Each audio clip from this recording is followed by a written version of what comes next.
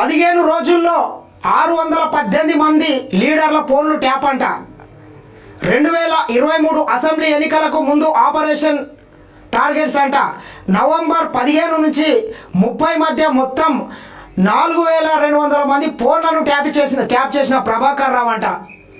2023 ఎన్నికలకు ముందు ఆనాటి ఇంటెలిజెన్స్ అధికారి ఎవడైతే దొంగ ప్రభాకర్ రావు ఉన్నాడో తెలంగాణ రాష్ట్ర వ్యాప్తంగా ఉన్నటువంటి అనేక మంది కాంగ్రెస్ పార్టీకి సంబంధించినటువంటి లీడర్లు, బీజేపీ పార్టీకి సంబంధించినటువంటి లీడర్లు, సొంత పార్టీకి సంబంధించినటువంటి ఎమ్మెల్యేలు, ఎంపీలు, మినిస్టర్లు, వాళ్ళ కుటుంబ సభ్యులు, ఎవడెవడు ఏం చేస్తున్నాడు, సినిమా వాళ్ళ ఆల్మోహన్ల ఫోన్లు, ఇట్లా ఈ రాష్ట్రంలో ఎవరి మీద అనుమానం వస్తే వాని ఫోన్లన్నీ ట్యాప్ చేసి 2018లో కాంగ్రెస్ పార్టీ అధికారంలోకి రాకపోవడానికి కూడా ఈ ఫోన్ ట్యాపింగ్ కారణమంట.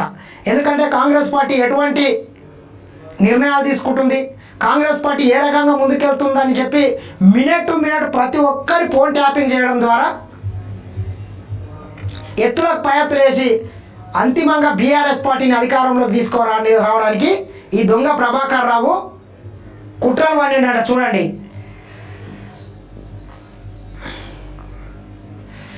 నవంబర్ 15 నుంచి 30 మధ్య మొత్తం 4200 మంది ఫోన్లను ట్యాప్ చేసిన ప్రభాకర్ రావు అంట.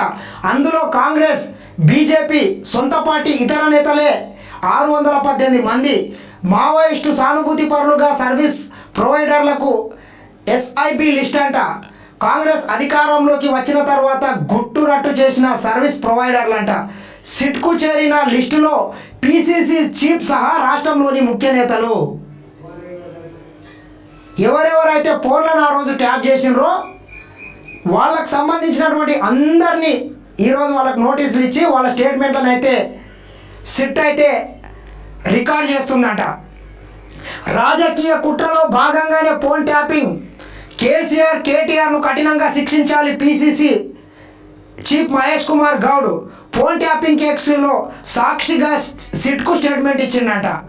రాజకీయ కుట్రలో భాగంగానే ప్రత్యర్థులు ఏ రకంగా ఎత్తులేస్తున్నారు, ఏ రకంగా పై ఎత్తులేయాలి, ఏ రకంగా చిత్తు చేయాలి, ఏ రకంగా రాజకీయంగా మనకు ప్రయోజనాలు చేయాలి, ఏ రకంగా మిగతా పార్టీ ఎన్నికల వ్యూహాలను తెలుసుకోవాలని ఈ రకంగా కుట్రవన్నీ ఆ రోజు ఎన్నికల్లో లబ్ధి పొందడానికి ప్రభాకర్ రావు వీళ్ళందరూ రావులు కలిసి సర్వనాశనం చేసిర్రంట. గో సంరక్షణకు సమగ్ర విధానం, వివిధ రాష్ట్రాల్లోని పద్ధతులను అధ్యయనం చేయండి అధికారులను ఆదేశించిన సీఎం రేవంత్ రెడ్డి అంట. 3 ఉన్నతాధికారులతో ప్రత్యేక కమిటీ.